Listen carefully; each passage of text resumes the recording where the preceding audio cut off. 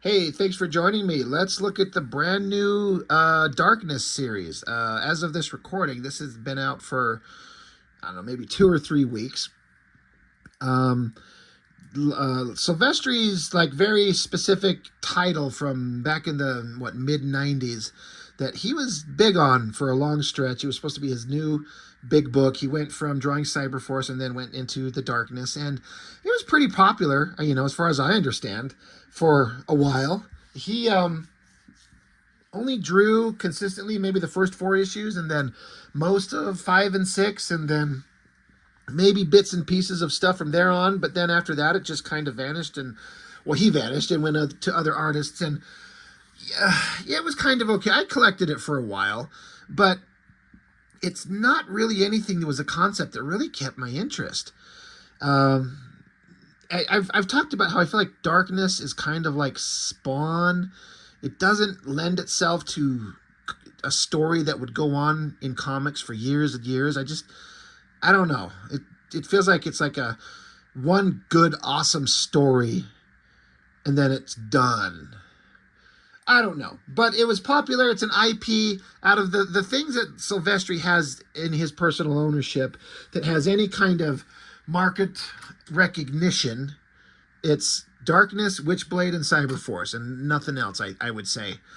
Um, so I understand why he wants to bring the Darkness back. He's brought Witchblade back, and it's, as of this recording, I have not seen a single issue, but I think it's on issue 20 or something like that, which is awesome. I hope it's doing well. I would like to get my hands on it and see if it's any good. But Darkness, when they first announced this, my first words out of my mouth was, "Oh my God, is he going to draw it?" Because if you know me, you know that I love me some Mark Silvestri, unabashedly and forever. And no, he does not draw this, and I'm not surprised. He writes it though. They got rid of Garth Ennis. I mean, I got rid of him decades ago. I have no ill will towards Garth Ennis, but I do not like his writing. Honestly, I never got the appeal from the little that I've read. But Silvestri takes it. He's taken over the writing, and they have a penciler, Ed Benes. I've never known exactly for sure how to pronounce his last name. Benes. I follow him on social media. He does some of the most beautiful superhero figure renderings, especially when he does it in pencil. It's just some of the neatest looking stuff. And so they're like, hey, they're putting him on Darkness. And me and one of my buddies, Chuck Gibson, I believe he said they made a mistake. They should have had Ed Benz drawing Witchblade, because Bennis draws like the hottest girls ever. He should be drawing Witchblade. But anyway, the Darkness. So, I've reviewed the first 6 issues of the regular Darkness series up to this point. So there's the cover to the first one. So this is, how long ago was this? 1996, December of 96. And we're right now, as of this recording, this is January 9th as of 2026. So long ass time. I'm looking at these. I'm trying to decide which cover do I like best. I kind of think I like the original, just from like a image that captures my attention. I kind of like the cool tones and the background in the sky, and just how it's just him. Here, he's standing there. He's got his stupid little monster creatures. You got hot angel girl in the background and big creepy guy's face in the background. It certainly looks fine. I mean, of course, it's Silvestri. Everything he does looks awesome, but I kind of dig the original cover just a little bit better. But anyway, on to Darkness. I watched an interview with Silvestri recently on some random YouTube channel. Some fella had the great luck to be able to interview Silvestri, and he talked about this. And, he wanted to tell the story, and he wanted to kind of retell the story, but he wanted to make sure he captured the essence of who Jackie Estacado was. Like, he has to be who he is, but let's tell the story again, but from, kind of a slightly different, I don't know if perspective is the right way. Just the way they're telling it. I have to say, I like the structure of this new story better. They are essentially the same thing. Original Darkness and New Darkness book. It's essentially the same story, but it's structured differently. And I like the structure of the new one a lot better. So, just getting into it. That's kind of a pretty impressive opening, utilizing the double page interior of opening of the book to put the name Darkness right in front of your face. So yeah, The Darkness, created by Garth Ennis, Mark Silvestri, and David Wool. So this is written by Mark Silvestri, pencils by Ed Baines, or Bennis, God, however you say his name. I thought it was interesting. They have Matt Banning. He inks page 1 and page 1 only. He's a great inker. I've met him in real life once, and he's a really cool guy. He was the inker on this book, the original book, for, I believe, the entire time that Silvestri was drawing it. And his inks look incredible. And so I kind of like the fact that they bring him back. And I assume he was only interested in doing one page. I have to guess, because he gets one page, but it's page 1 of book 1 of the new book. And so I wonder if they just hit him up and like, dude, you inked the original book. What, you want to do something? How about you get the first page? Because the rest of the inks is John, again, I don't know how you say his last name. It looks like Livesay or Livesay. Pages 2 through 6 and 29 through 34. And Sal Regla, pages 7 through 28. All great inkers. Like, all top of the line. Like, absolutely first-rate inkers. And Top Cow always had the best inkers. You know, I mean, they've all got good inkers, I guess. There's a lot of good inkers in all the studios, but when I think of the studio that had the most prominent inkers that just stand out in my mind, I kind of lean towards Top Cow. So page 1. So this is the one page that Matt Banning drew or inked. Cityscape, New York, and Guy is banging the hell out of some skanky prostitute or whatever the hell she is in bed. And while he's banging her and while he's just getting ready to bust his dark nut, there is the dark voice saying, stop, stop, you must stop. And these evil shadowy figures in the back saying, stop now, do not do this. And he tells the dark figures to go fuck yourselves. And he busts his big dark nut right up all in her. And a foot kicks in a door. Guy comes in. And he's like, you thought you could hide from me. He's like, wait, you fool, what have you done? And so Guy, he says, I've created a better man than me. Good luck, you son of a bitch. And as he does that, he melts away. His flesh just rots away, and he becomes a corpse on top of the girl. Now, if you understand the Darkness lore, you have the power, and the instant you punch a baby into a woman, the power goes with that seed, that life, those little swimmers, once they go find their target inside her, as soon as it finds, life and creates another child, you die instantly. So that was one of the big gags of the original book, that they really hammered home the humor.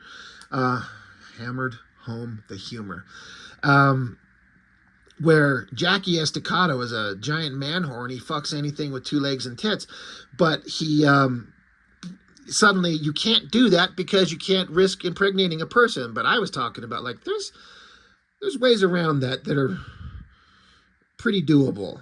Anyway, but they show, I don't know if they ever showed in the original Darkness runs anywhere, where once a guy actually did that, what did it look like when they died? And they just have him just rot away and just become a skeleton. I think that's pretty interesting. Really well drawn stuff. Ed Baines, Bennis, God, I never know how to pronounce the name.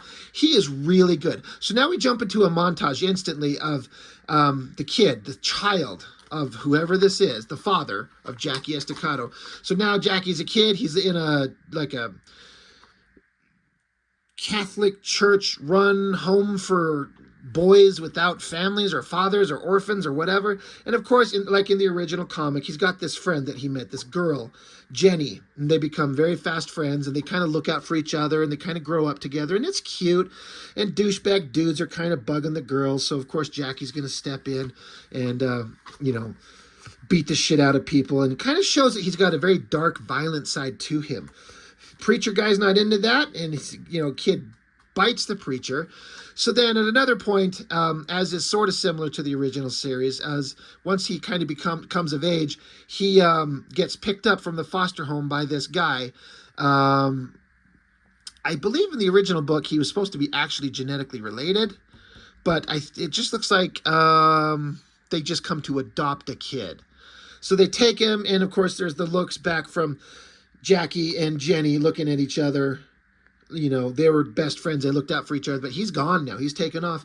I do gotta say, who did the colors in this? Arif Prianto. That's a name I'm not very sure on. I really dig it. I'm really liking the atmospheric colors going on here. It looks nice, really slick. But yeah, Jackie, he's off. He's going, and he's going to get raised by a gangster, a mobster, Italian mobster. And that's, again, that's what the story was in the original one. So now Jackie's waking up. It's years later. He's grown up. He's muscular. He's in bed with some skanky prostitute. He gets a call from his uncle, his adopted father, whatever the hell. He's like, hey, I need you to go do a thing. Go rough up this guy. He's like, all right.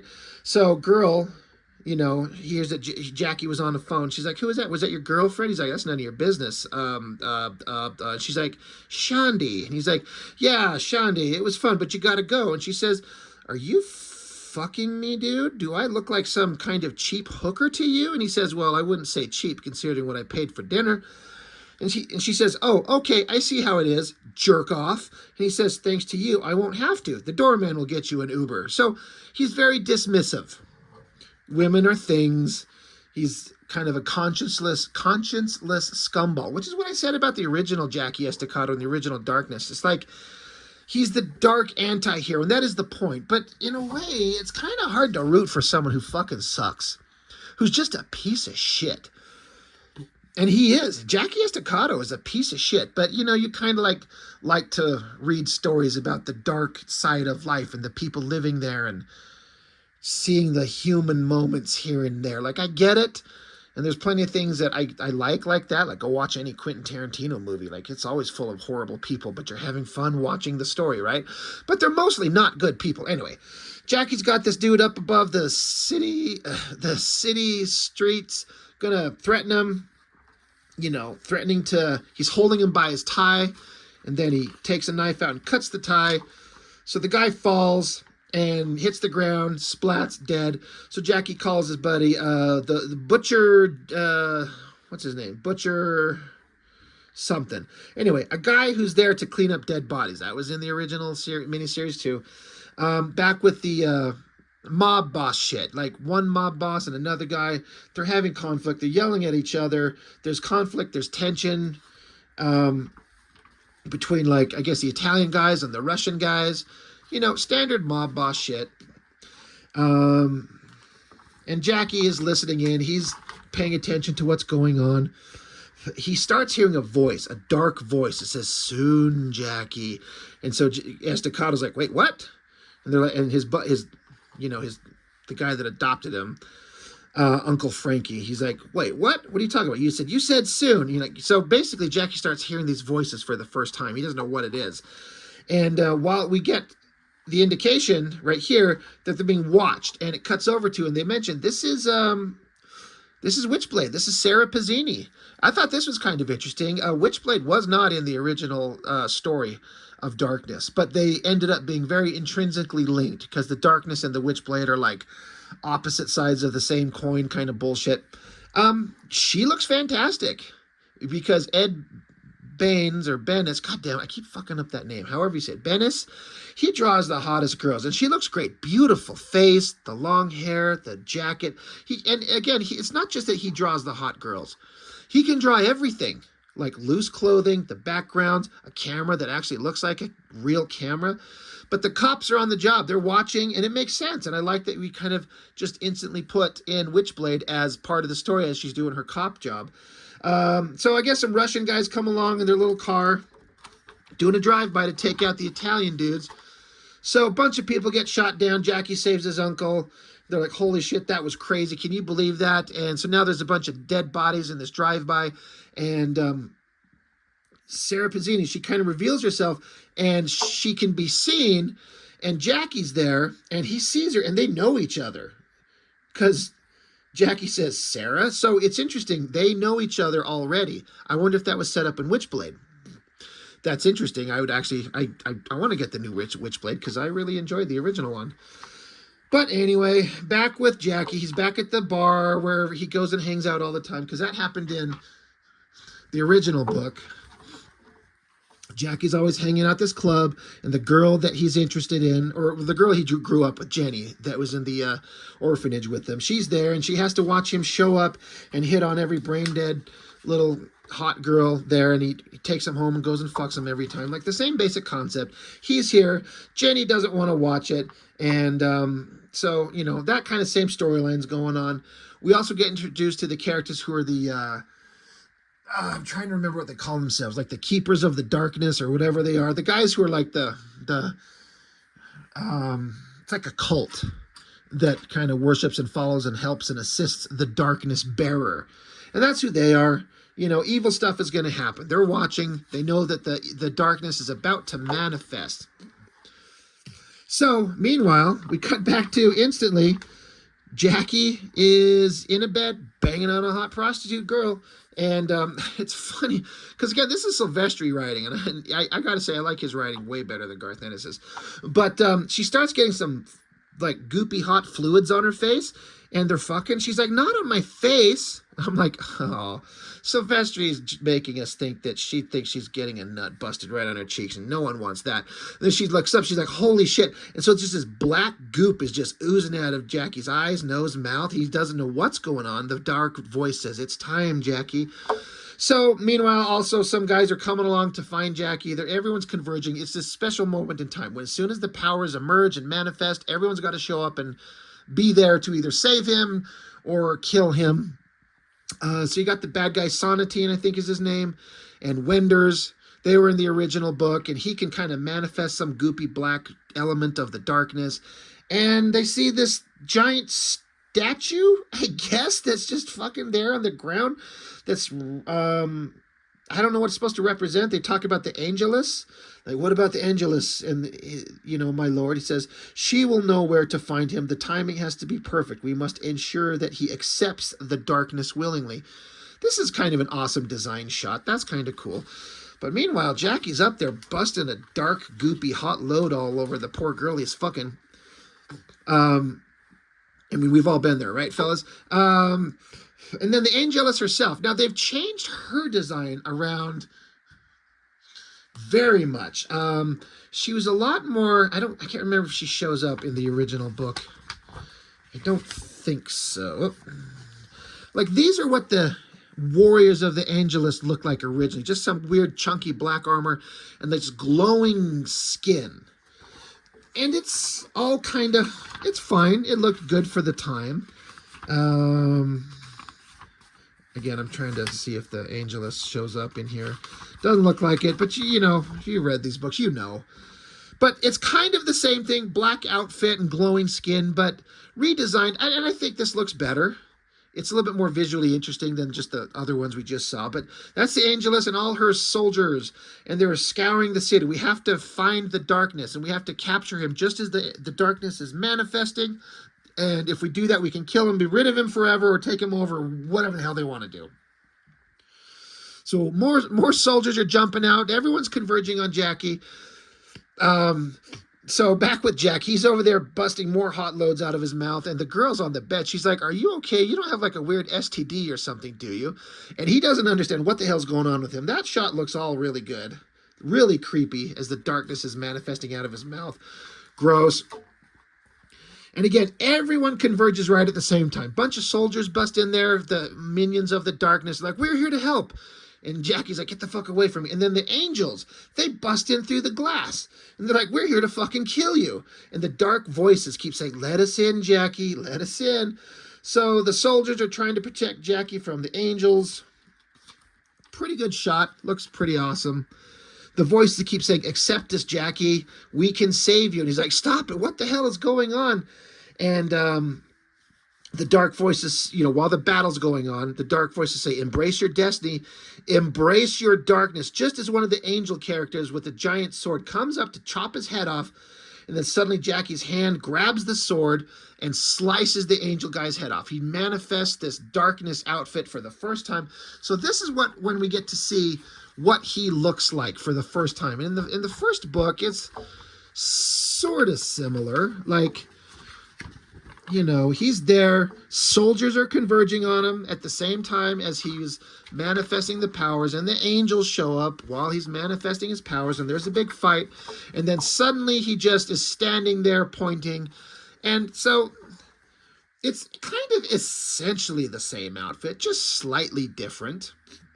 A little bit more animalistic mask. But, you know, both work, both are fine.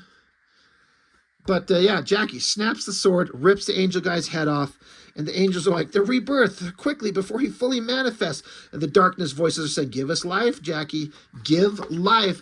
And so then Jackie just, you know, he just lets loose, lets force a big black darkness fart and shits out a bunch of these little goblin things. Now these little goblin things can fight the angels. And I kind of got sick of these goblin things in the original Darkness run because they're always just there for like comedic relief. And it never worked. The balance of like horror and comedy for me never worked. You know, like this guy, he's stabbing one of these angels to death. He's like, it's knife to meet you, he. I'm like, okay, I don't care for the evil goblin things with a sense of humor. There's always one with like a backwards fucking hat. I'm like, stop it. I think he's right here on the cover, is he? No, I was certain there was a guy with the red hat on the cover. I wonder if he's in here at all. Probably not. Like the humor portion of the Darkling thing showed up a little bit later. Anyway, fights the angel creatures. And so Jackie's like, I don't know what this bullshit is, but I got to get away from it. And so the dark voices say, well, your night's not going to get any less fucked if you don't.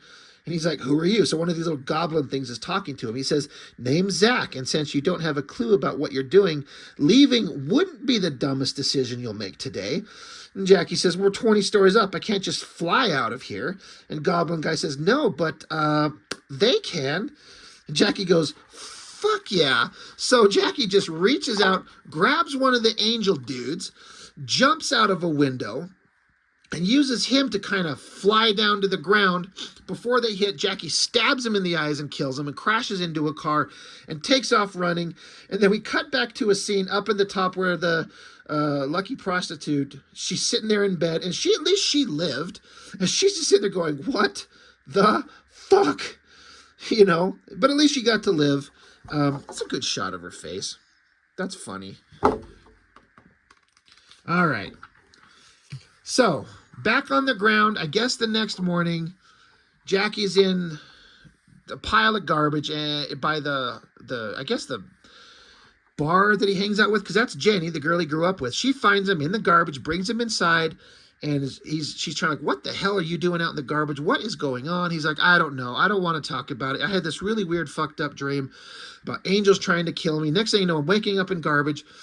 And so then Jenny's like, well, here's a drink, and it's from the skank off to the side. So here's this girl. Now, it doesn't say, but you know if you're reading the story, that's the Angelus. That's the leader girl. I have to say, that shot looks great. She looks crazy hot and crazy creepy. Like, let me bring it up close, that face.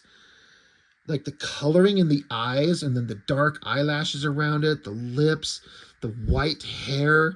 Like, she looks beautiful and evil. Like, it just works. Like the business power suit that she's wearing, you know. And Jackie's like, okay. And then so Jackie says, do you see anything odd on the wall behind me? Excuse me. Oh my God. I guess Jackie sees some kind of weird, gross thing on the wall, and Jenny, she's like, nope, it's just a wall. Everything's fine. So Angel Girl, again, all these shots of this Angelus girl, her face, every one of these shots, like look at that shot there. She looks so good. And then that shot there, I love it. Just all of these shots of her, absolutely perfect. Like, I've said forever that Silvestri draws the hottest women in comics, you know, with that exaggerated comic book figure and the body. But man, Ed Benes is giving him a run for his money. This shit looks great. And the coloring's really helping. Really lush stuff. But she shows up. She's like, hello, Jackie. He's like, what do I feel like I should be running from you right now? And she says, would you rather be fucking me? So Jenny's like, well, I don't need to hear this. I'm out of here.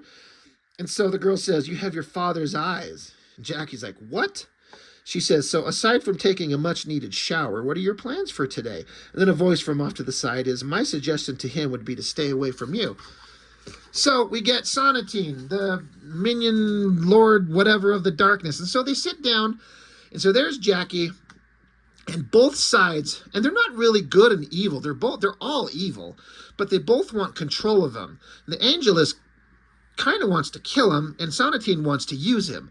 So there's back and forth conversation, and the conversation actually reads pretty well, and it's well written. I think Silvestri's a pretty good writer, actually. And, you know, it's just back and forth about who they are and who he is and what each one is going to do and how the other one is saying that the other is the worst possible option you could do. So Angelus girl gets up and leaves, and then Sonatine is left with Jackie, and he leaves a card. He's like, you know, you want to be with me. Trust me, I've got your best interest in mind. So back with Jackie, he's getting phone call, back getting conversations like his uncle, the drive-by shooting. He was shot. He's in the hospital. It's not good. And so he gets off the phone. So Jackie's just staring into the darkness, and he says, okay, freak show, tell me, what the hell are you? So here's Jackie staring into the darkness, and there is all these creatures coming out of it. Here's a little backwards hat, little fucking idiot. He's like, why, we're the good stuff, Jackie, the fun stuff, the suppressed monster of lust, rage, and chaos brought to gruesome life, a veritable treasure trove of bad intentions. In other words, Jackie, we're you.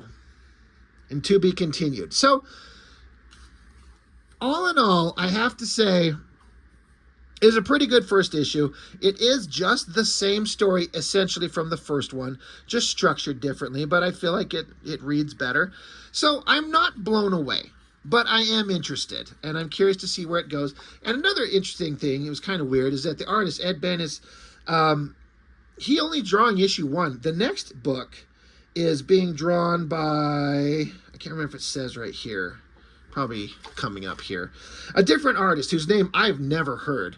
So it's kind of weird to have like this superstar, badass, awesome artist only draw issue 1. Like, what is that? And then the rest of the issues are somebody else. So you get some Silvestri conceptual designs, redesigning the mask, trying to come up with different ways of making it look and changing the outfit of the darkness itself somewhat. And then you get character sheets. And I actually saw on the Top Cow website, they were selling high quality, high resolution prints of some of these. I think it was this one specifically. And I almost bought them, but they wanted like $30 each. And that was a little bit too much for me. But it's neat to see design elements being worked out. Black and white cover, and including some rough ideas for the layout. And then Silvestri drawing the cover, and then just the colors. And that looks really good. And cover where Ed Benes gets to draw it. He gets to draw his version of the cover, and it looks fantastic. It looks really good, too. It's kind of the same thing. Just the darkness there, and the goblins, and the girl, and the face, and etc. A David Mack painted cover. That's pretty awesome. It looks very David Mack, and it looks good. And I guess there are some versions of the covers where they were just in black and white. Yeah, anyway, just advertising for the next book, and then just some interesting design on the back cover. It looks cool. So anyway, it's, you know, it's fine. I enjoyed it. I want to see where it's going. I'm not blown away. I wish I could say that I was, and I'm not, but I like seeing it. I like seeing some comic books from Image that I'm interested in. Like, I'm collecting for different reasons, different books. Like, I'm getting Youngblood because you just got to see that train wreck happening. I've been collecting Battle Beast by Robert Kirkman and Ryan Ottley, and holy shit, is that book good. I've been collecting Skinbreaker by Kirkman and Finch, and beautiful, beautiful art. It's just neat to see comics, and like, I'm actually got a couple of titles I'm picking up again, and most of them, in fact, all of them are from Image Comics, so it's kind of like the 90s are back again. Got Darkness, Youngblood, Kirkman writing, Battle Beast and Skinbreaker, which feel like they're art-driven, super badass new books with new characters. It's great. It's great stuff. So I mean, I like the Darkness better than Young Blood, but I like Battle Beast and Skinbreaker better than this so far. But it's just issue 1. We're gonna see where it goes. I got faith in it, so we'll see. I'm curious to see where it goes. So anyway, that is all I've got for now. Thank you for watching. I appreciate it. I'll see you next time.